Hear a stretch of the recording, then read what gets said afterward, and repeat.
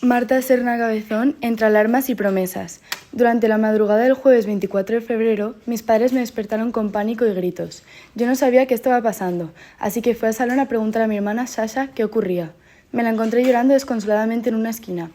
En el momento que levantó la mirada hacia mí y me contó cómo los rusos habían invadido nuestro país natal, supe que mi vida iba a cambiar por completo.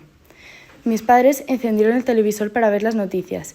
Me quedé paralizada al ver las imágenes tan devastadoras que nunca se borrarán de mi memoria. Todo parecía sacado de una película ficticia. Explosiones, gente corriendo, edificios derrumbados. El problema es que no era imaginario. Era Kiev, era mi ciudad. Mi madre lloraba en silencio abrazada a mi padre, quien no paraba de hacer llamadas frenéticamente. Yo no podía moverme de ahí, como si mi cuerpo hubiera olvidado cómo funcionar. En cuestión de minutos empezaron a sonar alarmas por toda la capital. Tenía mucho miedo, porque no sabía si mis amigos estaban bien, si mis tíos y primos habían conseguido escapar o si mis compañeros de clase estaban vivos. Mi teléfono no dejaba de sonar, pero las llamadas eran breves e inestables, o simplemente ni se conectaban. La red estaba saturada, como si un país estuviese gritando al mismo tiempo. Mi hermana me sacó mis pensamientos, diciéndome que teníamos que ir a por mi abuela, ya que estaba papá seguro de que su barrio iba a ser bombardeado.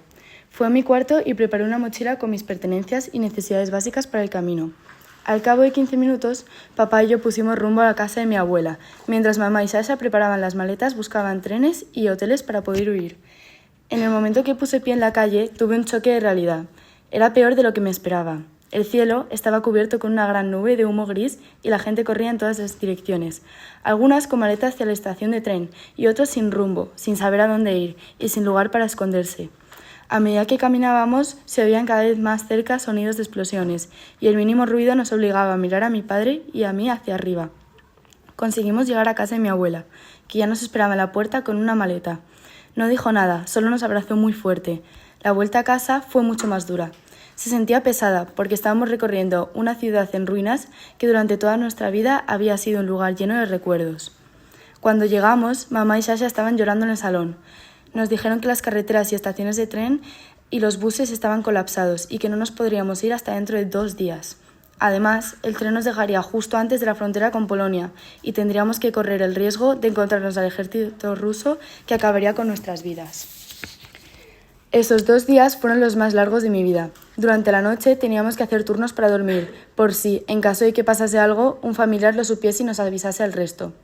Por el día, la abuela se ponía al lado de la ventana a reflexionar, esperando un rayo de sol como si fuese esperanza, pero el cielo estaba repleto de pólvora y cenizas. Sasha y yo contábamos anécdotas de nuestros veranos en el campo, en la pista de hielo, con nuestras amigas o los cumpleaños en casa de la abuela con toda la familia. Esos recuerdos me hacían preguntar si alguna vez volveré a Kiev, como la ciudad que conocía antes. Mamá y papá actuaban como si todo fuera a salir bien. En cambio, cada vez que encendían la televisión, se ponían nerviosos y a mamá le temblaban las manos. Llegó la mañana del 26. Estábamos todos preparados con nuestras maletas y pertenencias más valiosas, cuando mi padre nos dijo que por la noche, después de numerosos intentos, había conseguido contactar con mi tío, pero él no tenía forma de salir del país, ya que solo consiguió billetes para mi tía y mis primos. Papá logró comprar 2 billetes para el 27 a mediodía. Eso significa que nos tendríamos que separar. Al despedirnos, mi padre nos abrazó con fuerza a cada uno a uno. A mi hermana le dijo que fuera valiente. A mi madre le susurró que confiaba en ella y que por favor cuidara de nosotras. A mi abuela le dio un beso y le prometió que volvería. Cuando llegó a mi turno, me dijo y me miró a los ojos: no tengas miedo, vas a estar bien, y cuando todo pase, volveremos a casa juntos. Conseguimos montarnos en el tren y mamá soltó el primer suspiro de alivio después de mucho tiempo. Pero yo no podía parar de pensar en papá. Me daba mucho miedo perderle. Cuando llegamos a la frontera con Polonia, tuvimos mucha suerte de no encontrarnos a ninguna tropa rusa por el camino. En el momento que pisé tierra polaca sentí liberación. Por primera vez después de 3 días vi el sol y lloré. Lloré porque me sentía a salvo, pero a la misma vez estaba rota porque había dejado atrás mi hogar, a mi padre, a mis amigos y mi vida. No sabía cuándo volvería, pero por lo menos ahora tenía un lugar seguro en Polonia. Intentamos contactar a mi padre y no hubo suerte. Al día siguiente fuimos al punto de encuentro a las 6:35, pero papá nunca apareció. Esa noche lloré desconsoladamente. No podía ser, no era posible. Mi padre no podía haber muerto, no así. Pasaron los meses y no había día que no fuéramos a preguntar por los recién llegados al país. En cambio, ni el nombre de mi padre ni el de su hermano eran nombrados.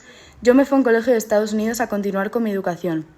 El 15 de octubre de 2023 recibí una llamada de mi padre, de mi madre, que me dijo que tenía que coger un billete de avión con mi hermana de vuelta a Polonia, que era importante.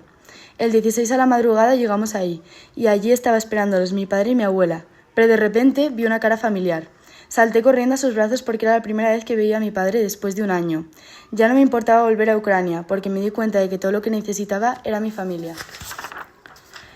Mientras unos ven noticias e historias de esta guerra, otras personas tienen que vivirla. Esta historia es el vivo relato de una chica llamada Alina Borisova, quien sufrió las consecuencias de la guerra, pero sobrevivió y ahora está estudiando en la universidad en Estados Unidos.